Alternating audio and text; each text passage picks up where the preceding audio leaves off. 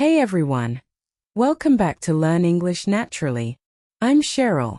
Today, I'm sharing a hilarious cooking story about my son's birthday. Have you ever tried cooking something for the first time, and it turned into a total disaster?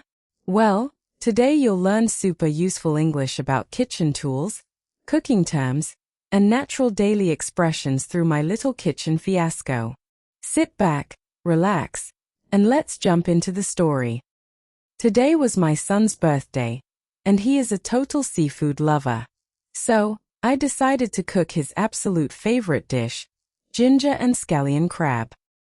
I went to Superstore to pick up 2 huge, live mud crabs.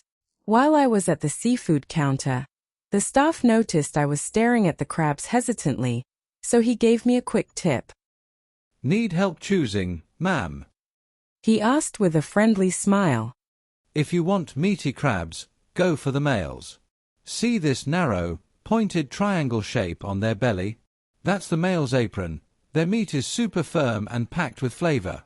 But if you like crab roe, pick the females. Their aprons are wide and rounded, and they're full of rich crab paste inside. After hearing that, I went with 2 big male crabs. Naturally, I also grabbed a huge bunch of scallions and a big piece of fresh ginger. As soon as I got home, I tied on my favorite cooking apron, feeling like a master chef, and popped the fresh crabs straight into the freezer. I had read online that freezing them for a bit puts them to sleep, making them much easier to handle. Since this was my very first time cleaning and prepping crabs, I started an hour early. First, I washed the ingredients under the tap. I used a peeler to skin the ginger, then julienned it into thin strips. Next, I took out a cutting board and chopped the scallions into medium-sized segments. It was smooth sailing so far, right? Then, I pulled the 2 crabs out of the freezer and grabbed my cleaver to cut them up. But just as the sharp blade touched the shell, bam! Both crabs suddenly started twitching and moving their legs. I dropped the knife, frantically waved my wooden spatula in the air, and let out a blood-curdling scream. My scream scared the life out of my husband, who was sitting on the sofa working on his laptop. He rushed into the kitchen, totally freaking out, while my son came running right behind him holding his phone. Instead of being worried, my son's eyes lit up. He immediately pointed his phone camera at me, standing there in my apron holding a spatula, and shouted, "One, Mom! Other crabs fighting back!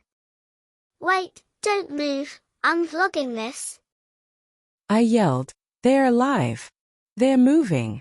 The internet said freezing them for 2 hours would knock them out. What a lie!"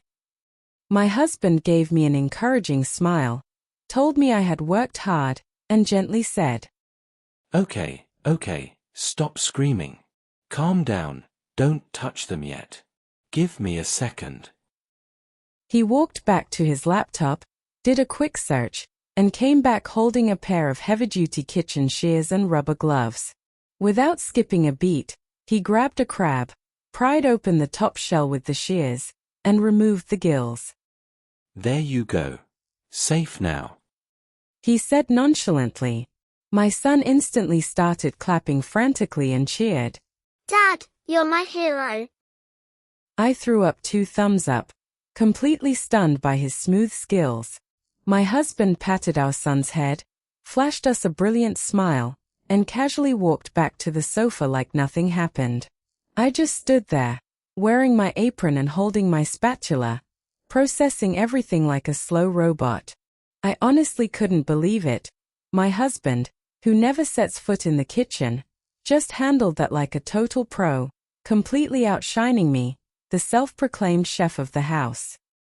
Once I pulled myself together, I got back to business. I heated up my trusty wok, drizzled in some oil, and sautéed the ginger and scallions until fragrant. Then, I tossed in the crab pieces, seared them on high heat, and added a splash of soy sauce, shakesing rice wine, a pinch of sugar, and a dash of white pepper. I poured in a little cornstarch slurry to thicken the sauce and let it simmer for a few minutes. After a busy hour and a half, a mouth-watering plate of Ginger Scallion crab was served. We all sat down at the dining table. My son took a big bite, closed his eyes in pure bliss, and said, Mom, this crab is amazing. But, since Dad handled the live crabs like a total ninja, can he wear the apron and be the head chef for my birthday next year? My husband gave me a super smug smile, and I just sat there speechless. My title as chef of the house was officially under threat. Haha. Can you believe my son called his dad a hero and wants him to wear the apron next year? My chef of the house title is in serious trouble. But hey, did you notice how many everyday, native expressions popped up in that crazy kitchen moment? Let's break down 4 key phrases so you can start using them like a natural. First off, in the story, I said, it was smooth sailing so far. You might know so far, so good, but native speakers love using smooth sailing. Imagine a boat gliding on calm water. That's the vibe. You can use this at work when a project is going super well. For example, if your manager asks how things are going, you can say, everything was smooth sailing with the new project until we hit a deadline issue. Moving on to what happened when those live crabs woke up. My husband rushed into the kitchen totally freaking out. Instead of using the formal word panic, in 90% of casual daily conversations, we say freak out. It captures that exact second your heart drops and you jump out of your skin. Picture this. You're chilling on the sofa, and suddenly a friend sees a tiny bug and starts screaming. You can wave your hand and say, "Don't freak out, it's just a small spider." Speaking of my husband saving the day, did you notice how he prepped the crabs? He did it without skipping a beat. Imagine a song playing, and the rhythm never drops. When someone reacts instantly without getting distracted by drama, they don't skip a beat. Think about a super confident colleague in a busy meeting.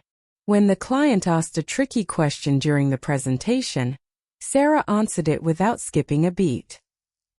Finally, after all that kitchen chaos, I said, once I pulled myself together, I got back to business. When you're overwhelmed, your emotions feel scattered everywhere. Pulling yourself together literally means taking a deep breath and getting back in control. If your friend is super nervous right before an important job interview, you can encourage them by saying, take a deep breath and pull yourself together before you go into the boss's office. Awesome! Now that you've learned these cool expressions, let's listen to the story one more time. This recap is slightly faster and completely in English. Try to see if you can catch all the new details naturally. So, today was my son's birthday, and I wanted to cook his favorite dish, ginger and scallion crab. I bought 2 big male crabs from Superstore after learning that male crabs have a pointed apron and firm meat, while female crabs have a broad apron filled with rich roe. Back home, I tied on my apron, popped them in the freezer, and prepped my veggies. I julienne the ginger and chopped the scallions on my cutting board.